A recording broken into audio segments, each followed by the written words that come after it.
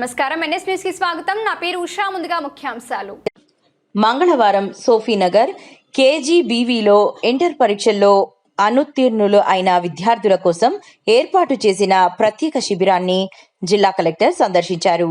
ఈ సందర్భంగా విద్యార్థులతో మాట్లాడిన ఆయన పరీక్షల్లో ఫెయిల్ కావడం జీవితంలో అంతిమం కాదని, భయాన్ని విడనాడి ఆత్మవిశ్వాసంతో ముందుకు సాగాలని సూచించారు.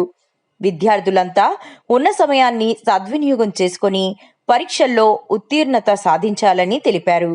ముఖ్యంగా బాలికలు ఉన్నత విద్యను అభ్యసించి సమాజంలో ఉన్న ఉద్యోగ ఉపాధి అవకాశాలను వినియోగించుకోవాలని ప్రోత్సహించారు.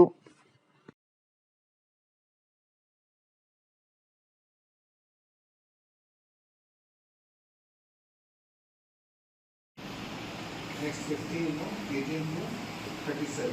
There is almost about 20 questions. Correct? 20 to 15, sir.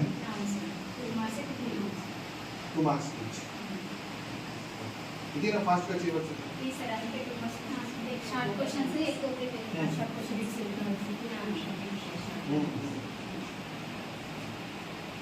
Comics సమస్య ఏం వస్తుంది ఎవరైనా పిల్లలు చెప్తారు. ప్లస్ ఇంకా 12 రోజులకి ఉంది.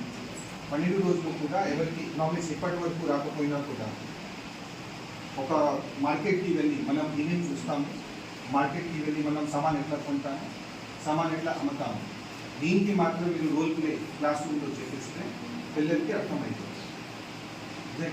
ముందు తెలుగులో అర్థం రావాలి, తెలుగులో పూర్తిగా అర్థం అయిపోయిన తర్వాత కానీ మనం ఇంగ్లీష్లో కన్వర్ట్ చేసుకోవచ్చు. రైట్. సో డైరెక్ట్లీ మనం ఇంగ్లీష్లోనే స్టార్ట్ చేస్తే దీనికి పిల్లలకి ఎంత కాన్ఫిడెన్స్ రాదు.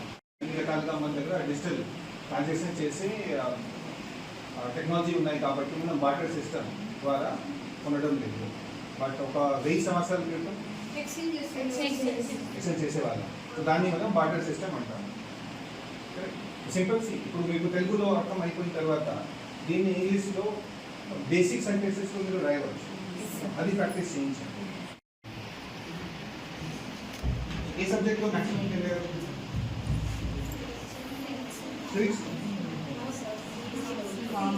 అంటే ఈ మూడిట్లో most difficult subject economics and commerce. కూర్చోండి.